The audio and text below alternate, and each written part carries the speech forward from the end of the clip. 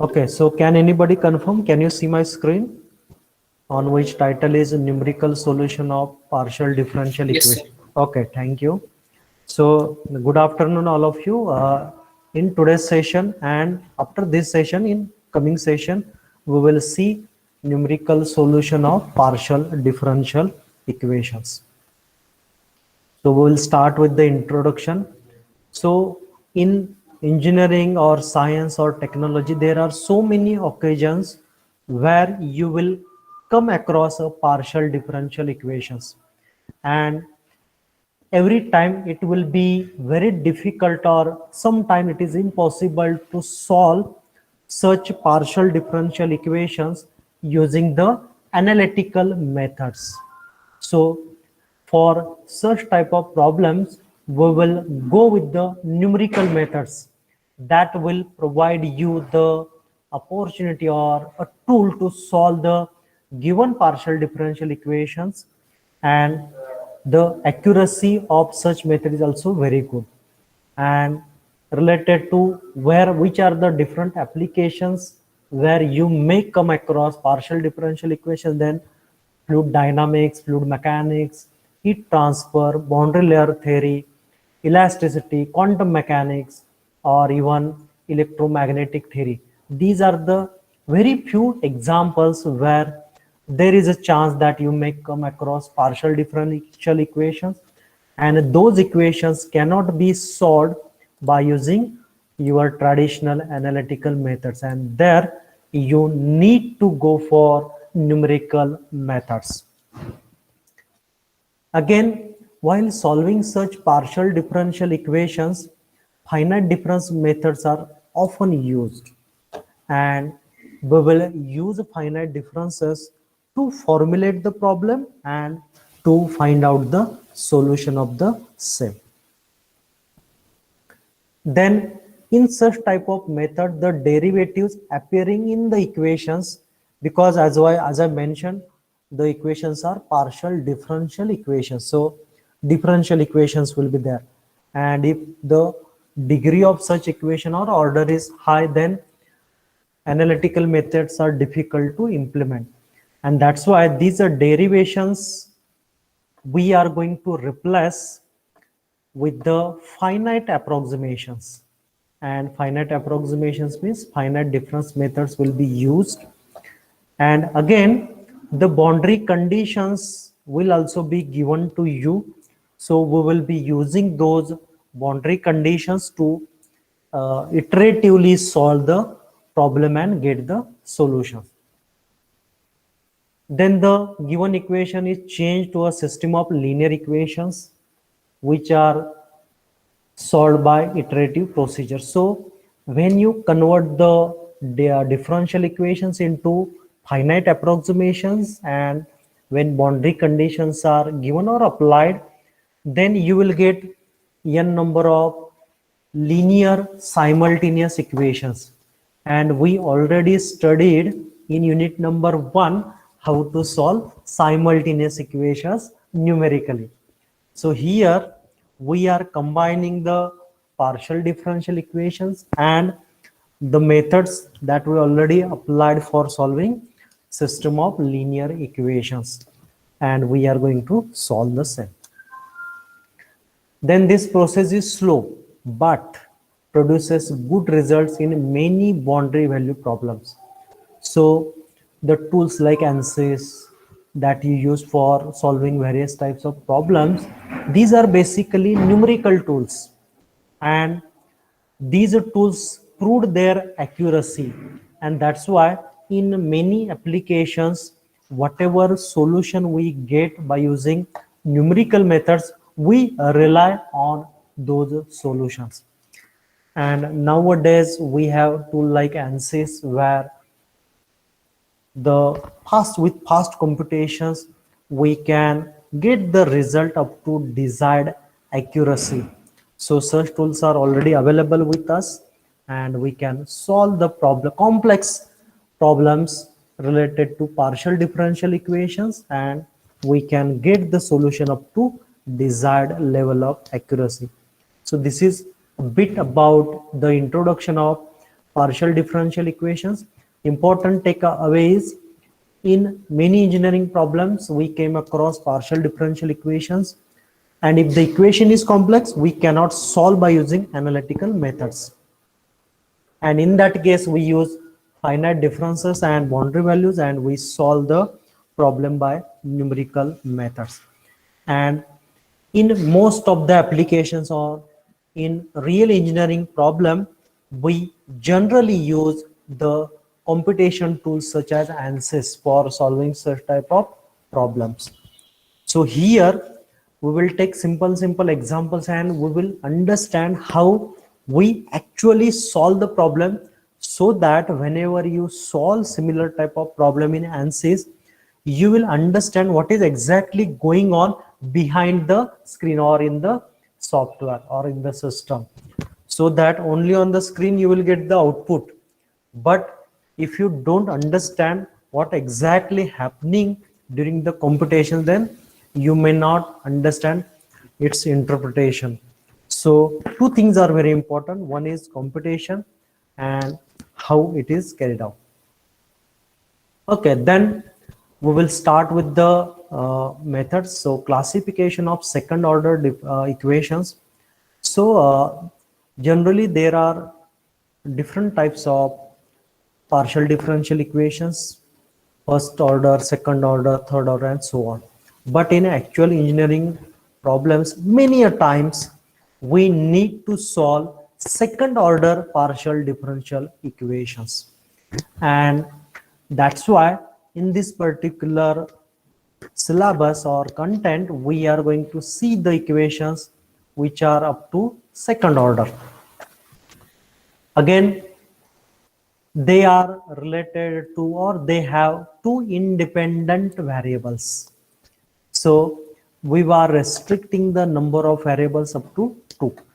And one of the general form of such equation is A is a function of xy, dabba 2u by dabba x square, plus B function of xy into dabba 2u divided by dabba x into dabba y, plus C is a function of xy into dabba 2u upon dabba y square plus x y u into dabba u by dabba x comma dabba u by dabba y equal to 0.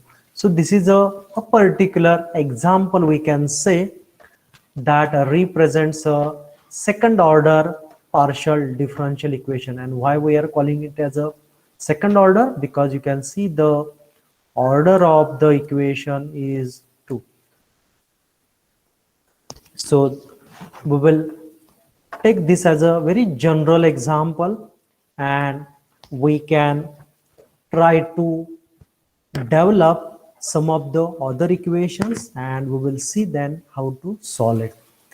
So this is a general form, and if in this equation, let's say this equation number 1, so if in this equation if b square minus 4ac is less than 0, if this is the situation, we call it as a elliptic equation. If b square minus 4ac in equation number 1, if it is equal to 0, then we call it as a parabolic equation. Similarly, if b square minus 4ac is greater than 0, then such equation is called as hyperbolic equation. So b square minus 4ac in equation number 1 will decide whether the given equation is elliptic, parabolic, or hyperbolic. Because in actual problem, when you have clear understanding about the type of equation, then accordingly you need to form a mesh and then you need to start the solving the problem. One important note is that this particular note you may not understand right now, but afterwards you will come to know. A partial differential equation is classified according to the region. So while solving any problem, let's take an example of a shaft. So in that shaft we will take a particular plane, and that particular plane, whatever area it will cover, it will called as a region. That we will discuss after some time what is a region. in which it is desired to be solved. For instance, the partial differential equation f(x(x) plus f(y(y) equal to 0 is elliptic if y is greater than 0 in this equation. The equation will be parabolic if y is equal to 0 in this equation, and if y is less than 0, then this particular equation will be hyperbolic. So whatever I discussed about this, the similar meaning is with this particular equation, just the change in the way we express those equations.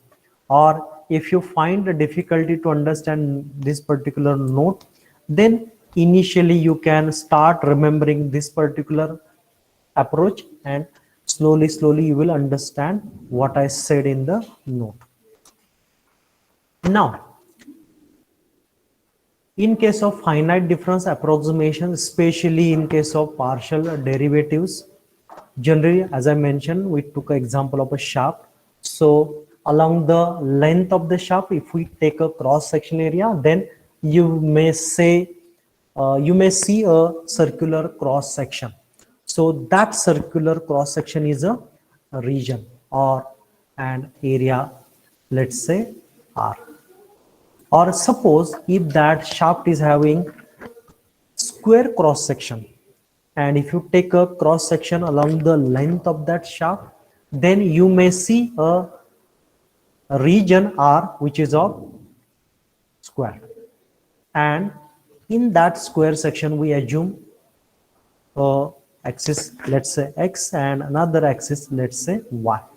Why we consider these two axes? Because when you take these two axes, then we can divide the entire region R into small mesh points or mesh. So here you can see along Y and X, so this is the overall area or region, and that overall region we are dividing into small mesh by using the horizontal and vertical lines. You can see here there are 4 horizontal lines we have drawn and 4 vertical lines we have drawn, and this will help to divide the whole region into small regions, and the accuracy of the answer depends upon the size of a given mesh or a smallest element. So if this size of this block is very small, then probability of getting the accurate answer is very high. So in actual computation, we divide the region R into very small size mesh. So that approach we will follow. And what we just do, we just draw horizontal and vertical lines in the given region R, and then we get the small blocks and the intersecting points. So here you can see there are many intersecting points. So these intersecting points are called as mesh points or nodal points, or it is also called as grid points. So this is how we divide the area into different smaller regions, and the intersecting points are called as mesh point. For example, in this case, the first mesh point having coordinates, let's say xy, or in another way, if we want to express in I and j numbering, then you can call it as a ij. Similarly, the next point here you can see having coordinates I plus 1j. Here you can see I j plus 1, here I minus 1j, and here I j minus 1. So if coordinate of a single point or one of the point is finalized, then with a reference to that, all the points and its coordinates are defined. And here you can see that the difference between the two vertical lines is delta x, or which is equal to h. Similarly, the difference between the two horizontal lines measured along y-axis is nothing but the delta y, which is equal to k. So this is how we define h and k, and accordingly we find out coordinates of each mesh point. So this is the approach how to take a cross section area, and for corresponding region R we prepare a mesh. We divide that into very small regions in order to get the accuracy, and then we define the coordinates of the same. Then we will move ahead. So this one of the region you can see in the figure. So it has y-axis and x-axis, and a square region is the mesh. And in this particular equation or mesh, let's assume that it is a Laplace equation, and in Laplace equation dabba 2u by dabba x square plus dabba 2u upon dabba y square equal to 0. So this is a particular Laplace equation we are taking as an example. Then the given mesh is we are dividing into very small blocks, just like what we did in the previous slide. So once you do it, and here what we are going to do, instead of a rectangular mesh, we are making sure that it is a square mesh of size side edge, so that we can easily solve the problem. But in actual case, the mesh may be a rectangle or maybe a triangle, but these are the very rare cases, and generally such type of examples you may come across while solving the problem in the ANSYS tool. Again, here in this particular content, we are assuming that the exact subdivision of region R is possible. Here we are assuming that the overall size is square, and again by drawing vertical and horizontal lines we can prepare very small block of square blocks, we can say, and in that case the exact subdivision is possible. But in actual case there may not be a chance that exact subdivision is possible here, but here we are assuming that exact subdivision is possible. Okay, then when such type of mesh is prepared, the boundary values are generally given to you. So you can see all the extreme points. So extreme points means these are the mesh points. So generally all the values are given to you, and once you know all the boundary values, what you need to do, you need to find out the intermediate points. You can see here boundary values are given to you, so they are denoted by B. So B11, B21 and so on. And what is your role? By using those boundary conditions, you need to find out the interior points, and the interior unknown points or mesh points are denoted by U. So U22, U32, U42 and so on. So these are the unknown points that you need to find out, and the boundary values are given in the problem. So the question arises, if the boundary points are given to you, how to calculate the intermediate points? So for that there are two methods. So first method is standard 5-point formula, and we will take one example, let's say Uij, and we will see how we can use the standard 5-point formula to calculate the intermediate point. So if your point is Uij that you need to calculate, then you need to find out the neighbors, closest 4 neighbors, and take its average. Once you do that, you will get Uij.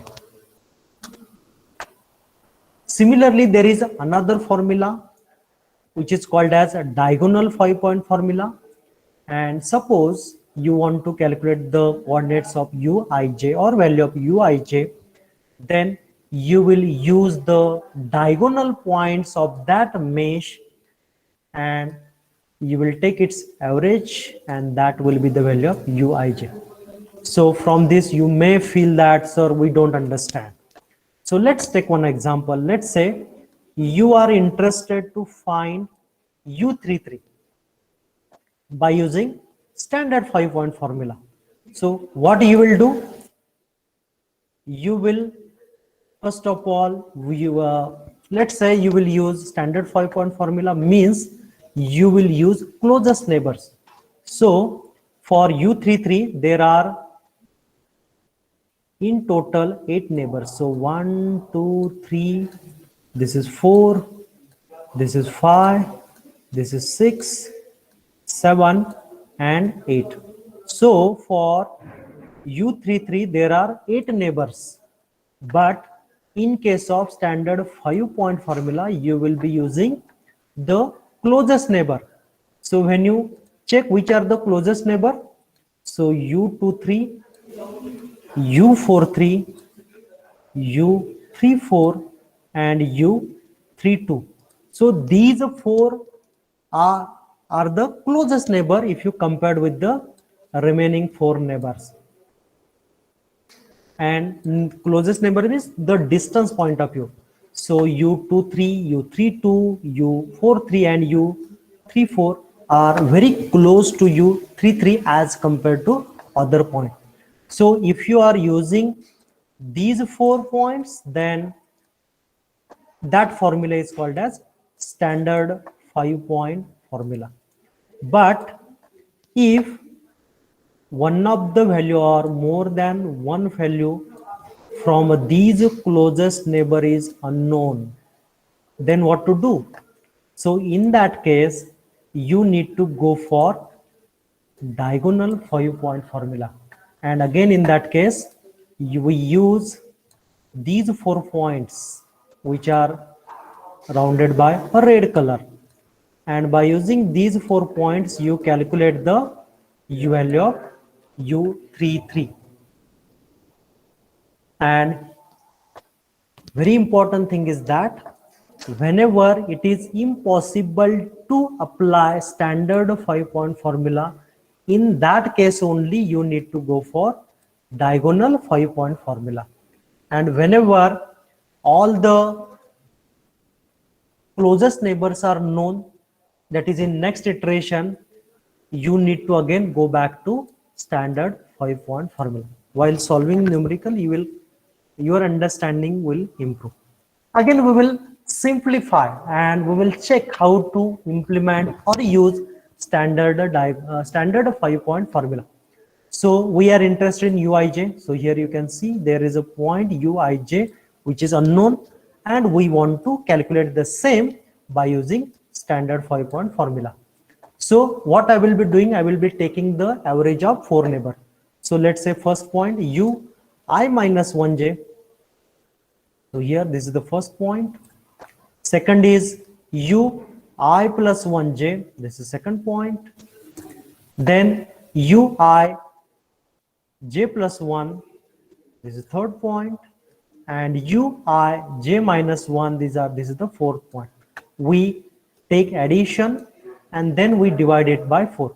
So simply we are taking the average. And once you take the average of these 4 closest neighbor, you will get the value of uij. So this is how we apply or we use standard 5-point formula to calculate uij. Then we will again see how to use diagonal 5-point formula. So here you can see uij is to be calculated, but there are some unknown values related to mesh points. So because of the unknown values, we are not in a position to apply standard 5-point formula. But at the same time, the diagonal elements are known to you.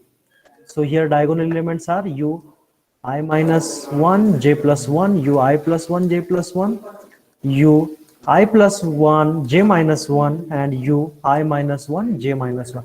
So these are the four known diagonal elements, and in this situation we are using the same.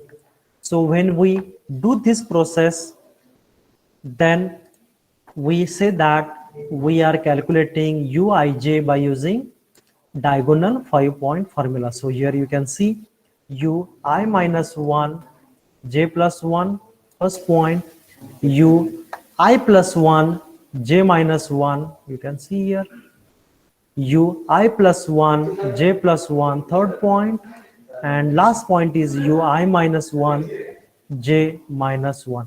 So this is how we use diagonal elements to calculate the value of uij. And as we are using only diagonal elements, that's why we call this formula as a diagonal 5-point formula. We use 4 diagonal elements and we calculate the 5th point, that is uij. So total 5 points are there. So this is how we can calculate the value of uij either by using standard 5-point formula or diagonal 5-point formula. But whenever you take a problem for solving, first of all check whether for a given point uij can we use standard standard 5-point formula. If you can use it and calculate the value of uij. If you are not in a position to use standard 5-point formula, that is one of the value is unknown. So if such situation is there, then in that case you go for diagonal 5-point formula. So whenever there is a no option, we go for diagonal 5-point formula. And in very rare situation or in first iteration, I would say, we go for diagonal 5-point formula. And once you do that, then all the values of a given mesh will be known to you, and thereafter to calculate the next iterations, always use standard 5-point formula. So let's take one example and we'll see how we can use diagonal 5-point formula. So we will consider a region R and it has a mesh. The boundary values denoted by B are known to us, and the intermediate values are denoted by U and are unknown. And we have to check how we can use diagonal 5-point formula. So when you calculate U33, then for U33 we are using B15, B51, B55 and B11. So here when we are using this formula for calculating U33, we are assuming that one of the value from between B13, B35, B53 and B31 is unknown, but B11, B51, B55 and B15 are known to us. Again, you may say that, sir, these are the 4 points we are taking, these are the diagonal points. That is also true, but U22, U42, U44 and U24 are closer than the B values. Then why we are going for P values? The answer is that all the U values are unknown. U values are unknown. So that's why we are using the B values to calculate the value of U33. So that depends on the problem. When you prepare a mesh, please check which values you can initially utilize or use to calculate all the unknowns. and when you get all the unknowns, these will be your first iteration, and then you need to improve the values of unknowns. So similarly, you can calculate U24. So where is U24? Yeah, you can see here U24, and it is calculated by using U15, then B35, then U33, and B13. So for U24, again we prepared a formula by using diagonal 5-point formula. Similarly, you can prepare equation for U44.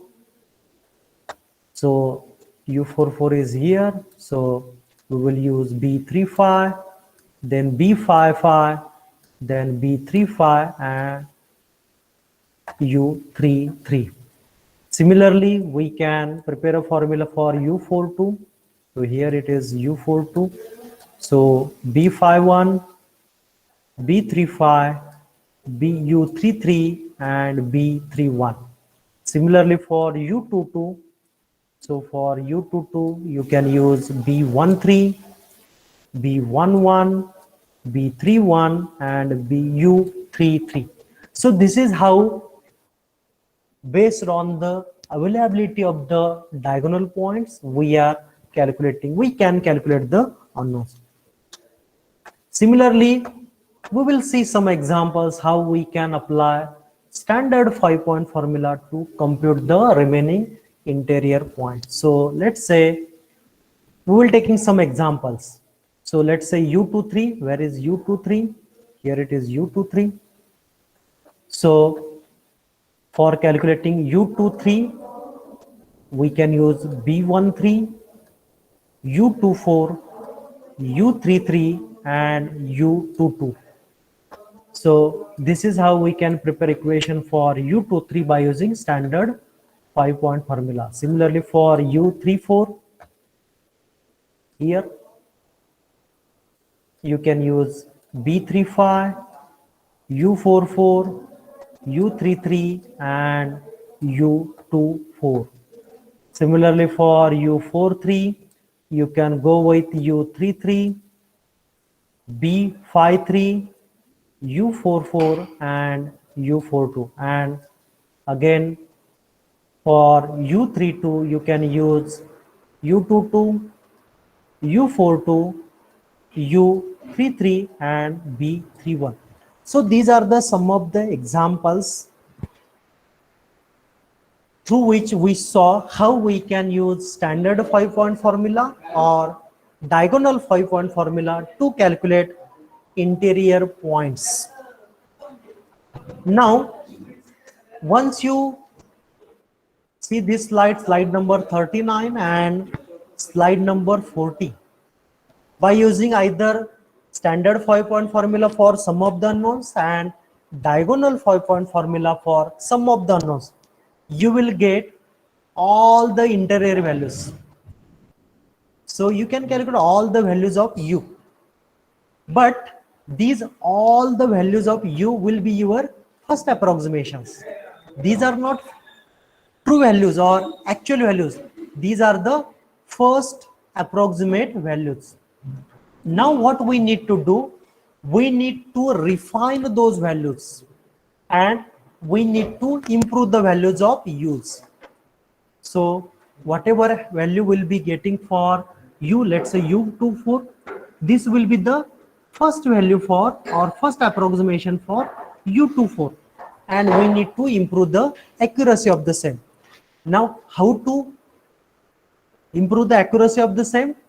Then you can see here U23, U34, U43, and U32.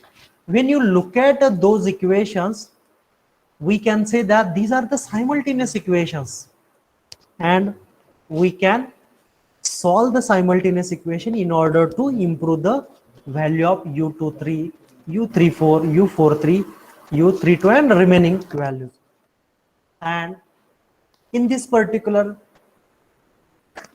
type of problem, you can either use Jacobi method or you can use Gauss-Seidel method. So when you go for using Jacobi's method to calculate the improved value for uij, and that's why I have written uij raised to n plus 1. So this is the improved or next iteration value. And for calculating the next iteration, we are using the values which are available or we obtain in the previous iteration. So ui minus 1j, previous iteration value, ui plus 1j raised to n, uij plus 1 raised to n, uij minus 1 raised to n. Means all the values from the previous iterations we are using to calculate the latest iteration. So this is the approach we are using in Jacobi's method. But in case of Gauss-Seidel method, what we do, we start with the previous iteration and you start calculating the latest value of u.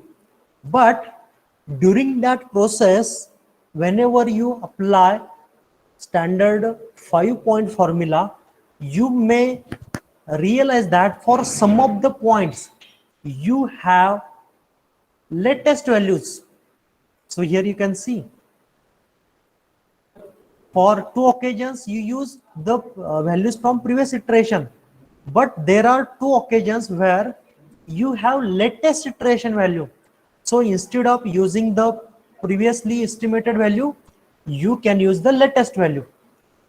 So in Gauss-Seidel method, we use latest value of u, and that's why if we use Gauss-Seidel method, you will reach to the required accurate values of u's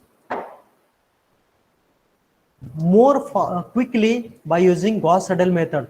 So if you compare Jacobi's method or Gauss-Seidel method is faster as compared to Jacobi's method. Why? Because Gauss-Seidel method takes the latest values. For example, ui minus 1j raised to n plus 1 and uij plus 1 raised to n plus 1. So these are the 2 latest values. So latest values will be used in Gauss-Seidel method. And why Jacobi method is slower? Because even though we are having latest values of u, we are using all the values which are obtained in the previous iteration. So it is up to you when a question in the question will be there in the exam, either to use Jacobi's method or Gauss-Seidel method. It is up to you. You can use any method. But if you ask me, I will recommend you to use Gauss-Seidel method so that number of iterations will be less and more quickly you will get the solution. So this is about the mathematics, and you may feel that you didn't understand one of the steps. So what we need to do, we need to take examples and we will discuss those examples, how to solve such type of problems, that is partial differential equation problem by using numerical methods. And we will take 2-3 examples in upcoming lectures. You will understand how to solve that matter, and again at that time you need to come back to the mathematics, and again you will say that, sir, now we are understanding this mathematics in a better way.